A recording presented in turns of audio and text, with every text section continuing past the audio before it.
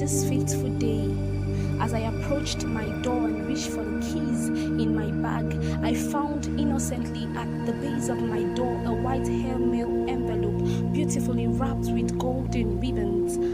My thought wanders to heaven and back to earth. I was awestruck, and in an attempt to rein my excitement and curiosity, I hurriedly opened up and rushed inside to unravel my piece of surprise. I found it to be a letter from God. It reads, "Dear one, I have loved you with an everlasting love, and with unfailing kindness have I drawn you. I knew you before the world began. A slide of eternity on the streets of time I appointed you. And like a sculpture is clay, I formed and furnished you. Your frames, your dimension, your tribe, race, your complexion. You're not an accident. I know right now your face should be all aglow with mingled joy and surprise, but you shall season your all with an ancient ear, and I shall speak to you. I shall speak of the days you were down, drowning in the rivers of your mistakes, that I was your rescue.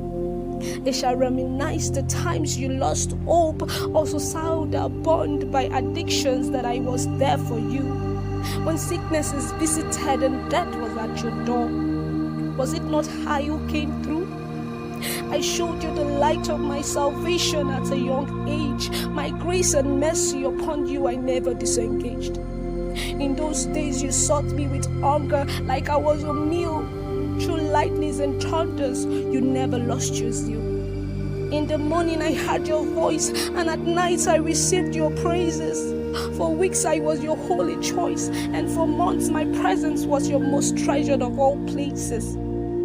But as the days passed in weeks, and weeks passed in months, and months in years, you have forgotten your first love and have turned your back on me. Driven by your overwhelming passions, selfishness has become your life's theme. You have strayed away from grace and forsook your mercy.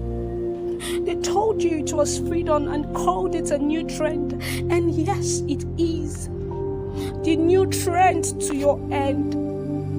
For daring have you lost your savor, polluted your aura, so change your peace and bargained off your favor. Your desires have become your bane, and the lust of your heart your greatest undoing.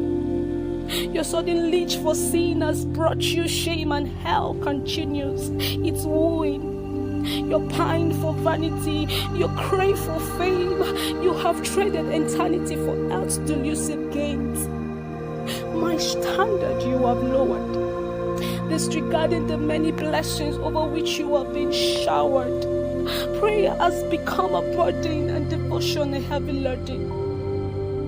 The movies take Bible study times, and social media your life's prime. Fashion is now your novel obsession. You have reduced your life's worth to make articles of human possessions. Who did this to you? Hearken therefore, my child, my rebuke, and your heart let it feel. Grapple them to your soul with hoops of steel, for there is a hope of a tree, if it be cut down, that it will sprout again, and the tender branch thereof will cease. So, my dear, accept my loving invitation to a new beginning. Take up your cross again and come to the place where mercy dwells, for there is no weight of sin my glory cannot handle. Return therefore from your sojourn to Hades. Enough of the guilt, stop the regrets. A living dog is better than a dead lion. There is hope, my child. There is hope. Always remember this. You are an envoy on assignment, a slide of eternity on the streets of time. I have appointed you. And like a sculpture is clay, I formed and furnished you. Your frames, your dimension, your tribe, race, your complexion. Come home, my child. Come home, my child. Come home, my child. signed God. And in the day that you hear his voice, harden not your heart.